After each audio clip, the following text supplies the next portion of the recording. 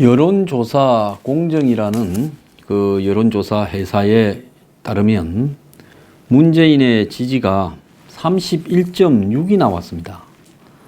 자, 31.6이 나왔다라는 것은 그야말로 이제 문 정권은 거의 이제 끝나가고 있다라는 걸 의미하는 거예요. 리얼미터의 48이니까 이 31.6과 48의 차이는 이제 7% 정도 차이가 나고 있는데요. 제가 항상 한 20% 정도 밑으로 봐야 된다라고 이야기하지 않았습니까? 지난번에 조원 CNI 조사에도 41%된가 하는 조사가 하나 나온 적이 있어요. 지난번에 조원 CNI인가 하는 데서도 지금으로부터 한 보름 전에, 보름도 더 전에 43.7이 나왔어요. 자, 그렇게 보면 문 정권이 지금 40%가 그 뭐 갤럽이나 리얼미터나 이런 데에 의해서 유지되고 있지만 이 또한 무너질 것이다. 그래서 지금 지지는 거의 끝장나가고 있는데 이 정권이 하는 태도를 보면 굉장히 좀 심각하다, 저는 그래 봅니다.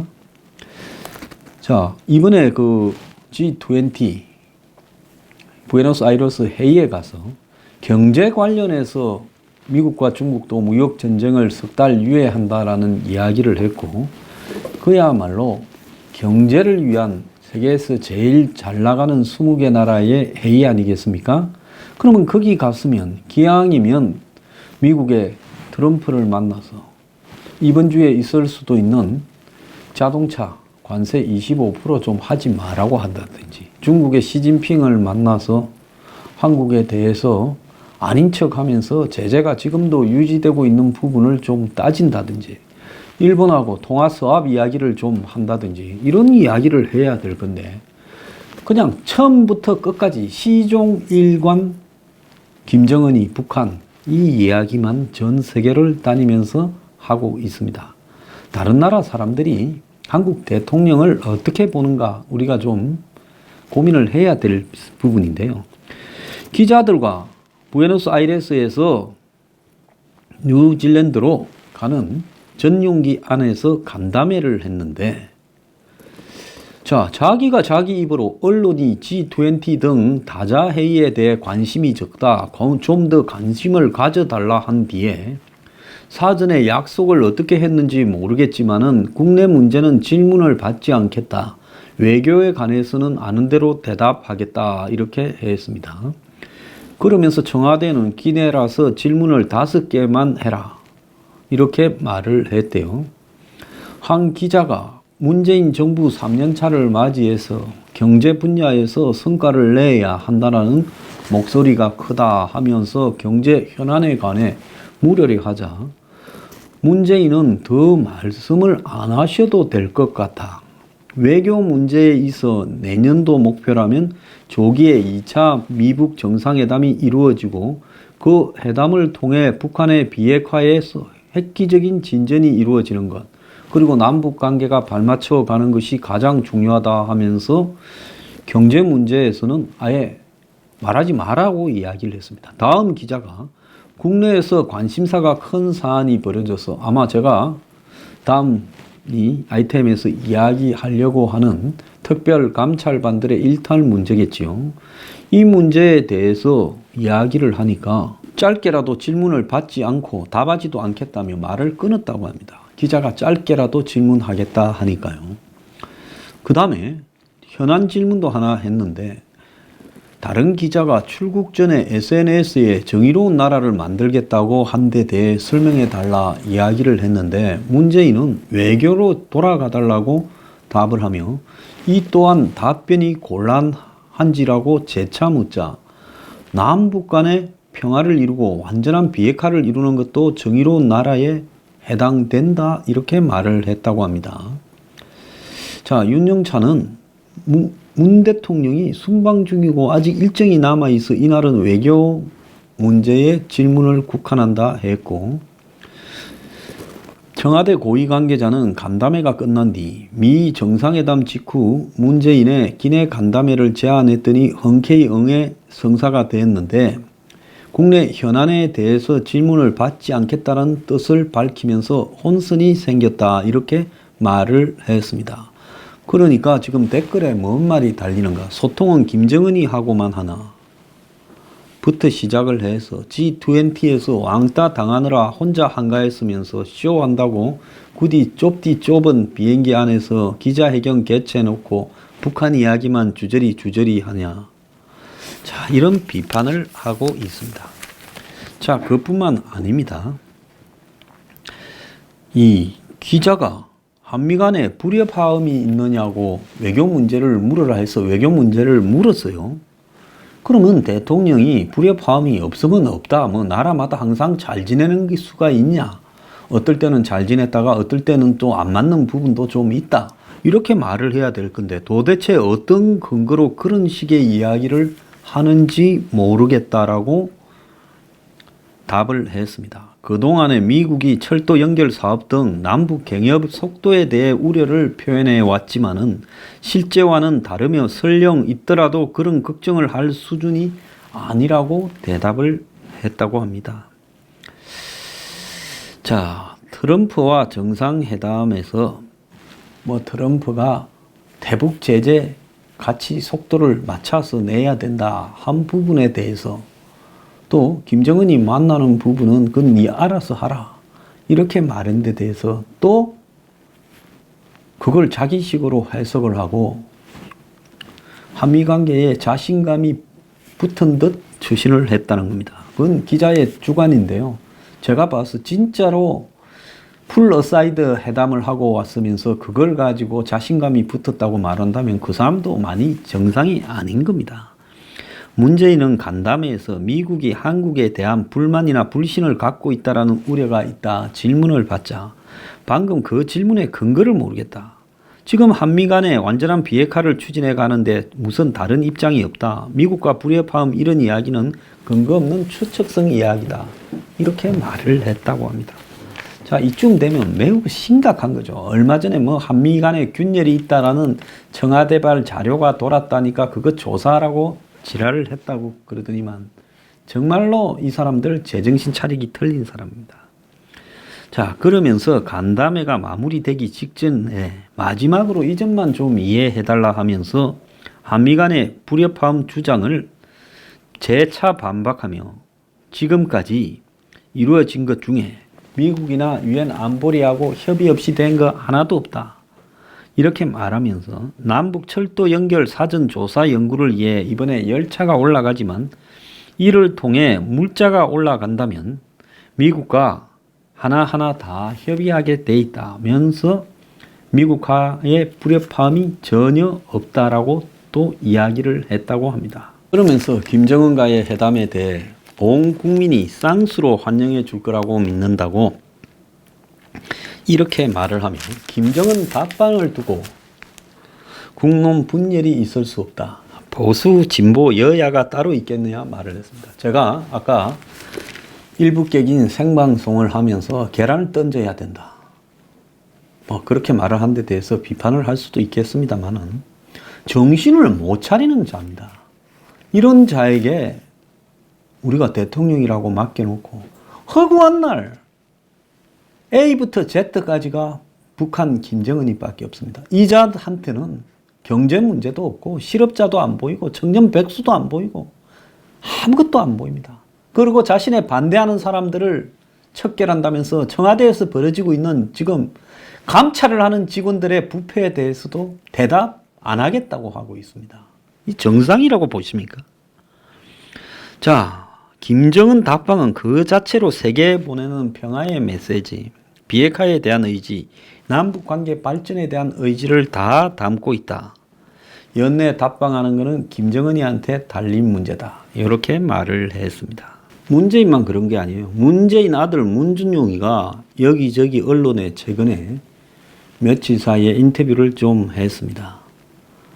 자, 이재명 측의 해경군 김씨 등에서 언급한 특채 의혹에 대해서 문준용이는 할 말이 많지만은 자제하고 있다. 심각하게 받아들이고 있고 어떻게 대응할지 검토 중이다. 도가 지나치면 가만히 있지 않을 것이다. 이렇게 말을 했다고 합니다. 가만히 안 있으면 네가 어떡할 건데? 제가 물어보고 싶어요. 아주 그냥 협박을 하는 게 진짜 패밀리의 관습이냐? 정말 기가 찬 집안입니다. 그러면서 그는 지금 야당 의원들을 상대로 자기 취업 의혹에 제기를 했다고 그 지금 민사소송 중이라고 합니다. 자, 경향신문과 인터뷰에서 대통령 아들의 자리가 어떤 것이냐라고 질문을 하니까 대통령 아들이라서 주어지는 특권, 혜택은 어떤 것도 없어야 된다. 그 말은 바로 하네요. 그러면 행동에 그대로 말대로 행동해야지요. 그러면서 국민들은 대통령을 뽑은 것이지 가족을 뽑은 게 아니고 자리가 세습되는 것도 아니다. 일상은 대선 전과 달라진 게 없다. 그런데도 네거티브로 정치 정점화시키는 일이 너무 많다라고 하며 저 자신에 대한 문제를 네거티브라고 말을 하고 있습니다. 저는 이 사람에 대해서 할 말이 많지만은 좀 자제하고 있어요. 그런데 뚫린 입이라고 어린 사람이 이렇게 그 모든 것을 네거티브로 이야기를 한다면 이 사람은 양심이 좀 없는 사람이다. 저는 그렇게 봅니다. 아무리 그게 나쁜 것이라고 주장을 해도 정권이 바뀐들 바뀌겠느냐고 되물으며 미래에는 대통령 가족을 겨냥한 네거티브에 대응하는 팀이 별도로 필요할지 모르겠다. 원래 대통령 하면 해먹으려면 사돈 팔촌까지 씹힐 생각을 하고 해먹어야 되는 거예요. 그것이 민주주의인데 문준용이는 민주주의가 무엇인지에 대한 개념적 이해를 못하는 것 같습니다. 자, 자기 아버지가 2011년 운명을 내고 책, 자서전, 정치를 시작한 것 때 속으로만 반대했다며 아버지 성격이 정치와 안 맞는다 생각했고 사람을 이끌어야 하고 다른 일과 부딪히는 것도 즐길 수 있어야 하는데 그런 성격이 아니다라고 말을 했습니다. 그러면서 아버지 성격이 변했고 말씀도 잘하고 정치인 같아 이렇게 말을 하고 그래서 그는 자신을 끊임없이 정쟁의 도구로 삼으려고 하는 정치권의 움직임에 부당함을 느낀다. 그리고 작가 문준용이 아닌 대통령 아들 문준용으로 재단하려는 세간의 시선을 깝깝해했다. 이렇게 경향신문이 말을 했습니다. 경향신문이 인터뷰한 걸 다른 언론들이 다 받아서 쓰는 것 같아요. 그러면서 이 심각하게 지금 이재명 건, 해경군 김씨 건에 대해서 받아들이고 있고 어떻게 대응할지 검토 중이고 도가 지나치면 가만히 안 있겠다. 대선 당시 특혜 취업 의혹을 제기했던 야당 의원을 대상으로 민사소송이 진행 중이다며 스트레스 받으면 자기가 지는 거라고 말까지 했습니다. 자, 문준용은 제가 전에도 한번 이야기했듯이 심재철, 정준길, 하태영 등을 상대로 각 8천만 원의 손해배상 청구 소송을 제기를 했고 국민의당 제보조작에 관련된 이들과 바른미래당을 상대로 2억 5천만 원의 소송도 제기를 했습니다.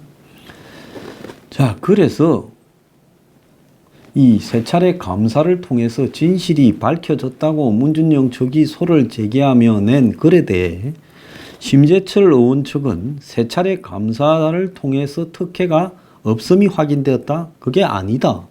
두 번은 문준용 씨의 특혜 채용 의혹과 전혀 상관이 없는 감사다라고 이야기를 했습니다. 자, 그리고 그가 미디어 아티스트, 미디어 아티스트가 뭐 하는 건가 모르겠는데요. 이거 해가지고 대통령 아들 아니고 이렇게 먹고 살 수 있는 일인지 얼마 전에는 게임 사업에 뛰어들었다고 작년에 문재인 취임 이후에 곧바로 한번 인터뷰를 했지 않습니까?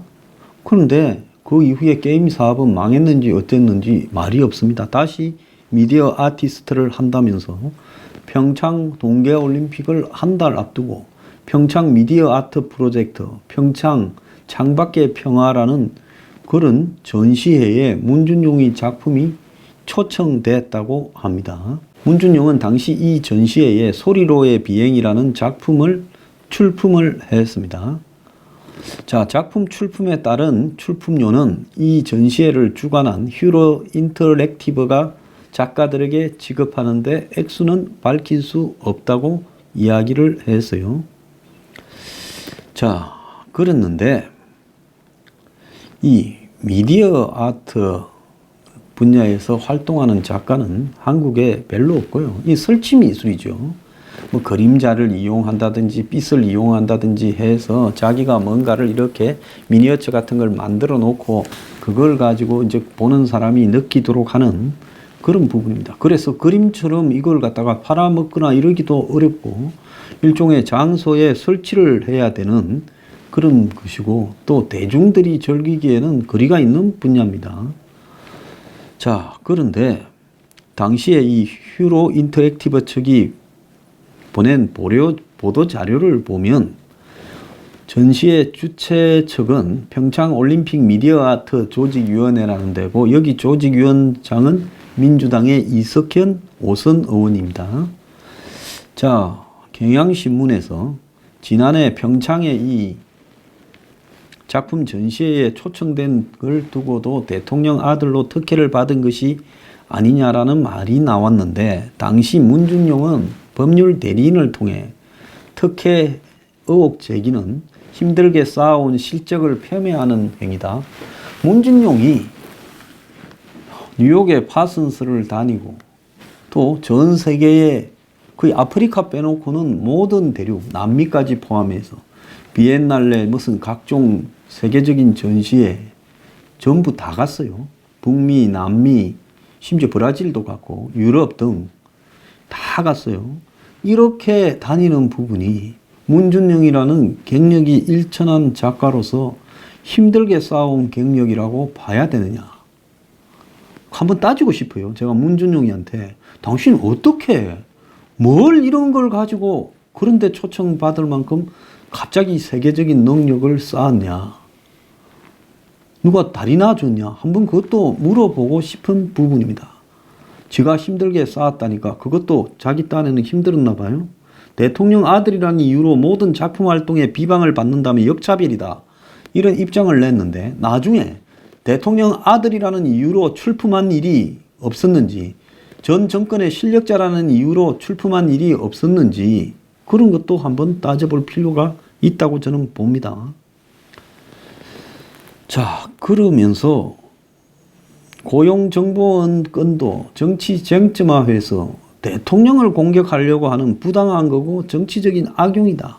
제가 아무리 그게 나쁜 거라고 혼자 주장한들 정권이 바뀐들 바뀌겠느냐 이렇게 말을 했습니다. 자, 다들 겁이 나서 문준용이 어떻게 유학을 했는지 그럴 때는 또 뭘 했는지 더 나아가서 어떻게 세계의 비엔날레나 미술관 이런 데다가 다 작품을 출품하게 되었는지 이런 부분에 대해서 국내에서는 또 어떻게 경력을 쌓아갔는지 세월이 지나면요 다 나오게 돼 있습니다. 그때 지금 하고 있는 말을 하는지 한번 지켜볼 필요가 있다 봅니다. 자, 이제 자기 어머니 김정숙도 예능 프로그램에 출연을 한다고 합니다. 5일 방송되는 12월 5일 방송되는 OTVN의 특강 프로그램 어쩌다 어른에 깜짝 출연했다고 합니다. 그래서 MC인 김상중 탤런트와 인터뷰를 나눈대요. 이날 방송은 마당을 나온 암탉이라는 그런 저자 황선미 작가가 출연해서 세상의 모든 가족이라는 주제로 특강을 진행하는데 한부모 가족 등 여러 형태를 가진 가족을 돌아보는 내용으로 채워질 거래요. 김정숙은 방송 중에 인터뷰 영상이 소개되는 형식으로 출연하는데 그러니까 미리 방송 인터뷰 영상을 찍어 놓고 화면에 그걸로 등장을 한다는데 앞서서 프로그램 진행자인 배우 김상중과 청와대에서 인터뷰를 가졌다는 거예요.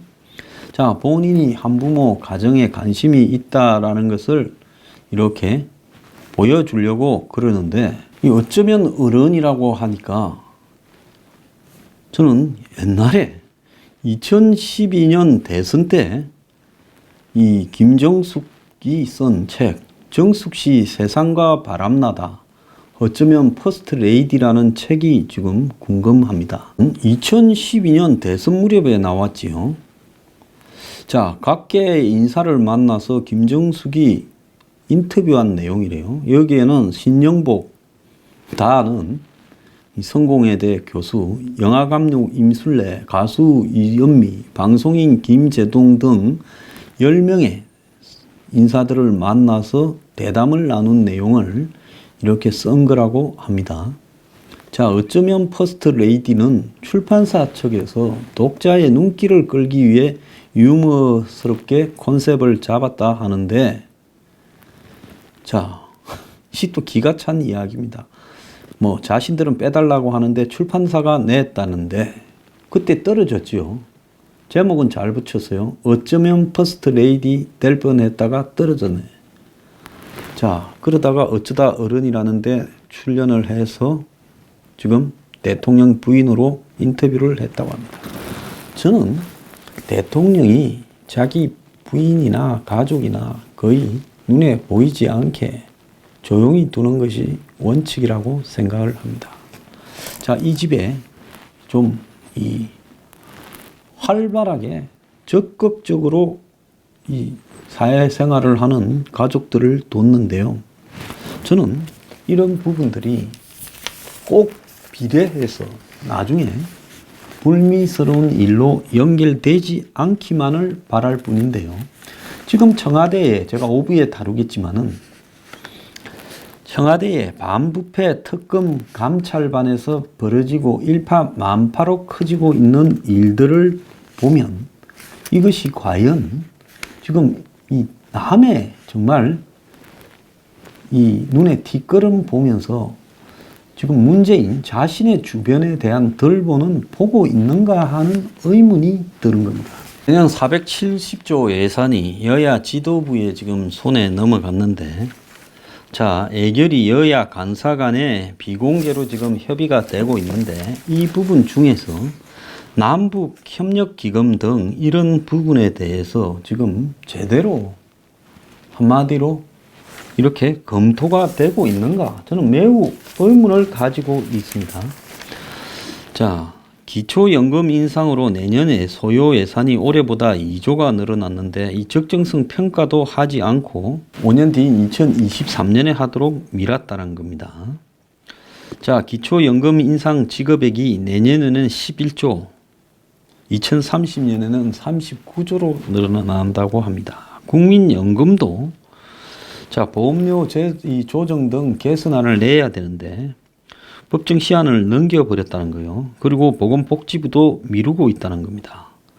자, 이뿐만 아니라 건강보험도 어떤 계획을 가지고 늘려갈 건지 하는 부분에 대해서 지금 대략만 봐도 2022조까지 문재인 케어 때문에 30조가 늘어난다는데 그 이후에는 눈더미처럼 얼마가 늘어날지 짐작도 안 되는데 그것도 또 그냥 넘어가고 있습니다.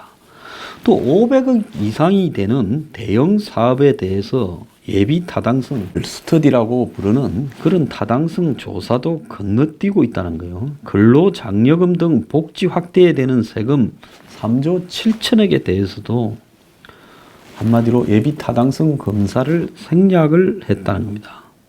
총 7건인데 한 건도 하지 않았다는 거예요.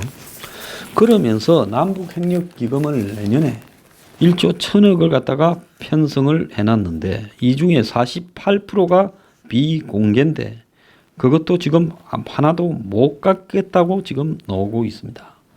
그래서 지금 3당 원내대표 합의로 넘어가 버렸어요. 국가 예산이면 엄청난 건데 이런 돈들이 또 문정부가 지금 각종 복지로 쓰겠다라는 돈들에 대해서 아무런 관심을 가지지 않고 가족들은 지금 모르겠어요. 대통령 부인으로 아들로 즐거움을 향유하고 있는지 모르지만 대통령은 비행기 안에서 질문도 받기 싫다고 했습니다. 자, 이 나라가 지금 어디로 가고 있느냐? 자신들이 지금 어떻게 추락하고 있는가? 그걸 알면 저렇게 하리라 생각하지 않습니다.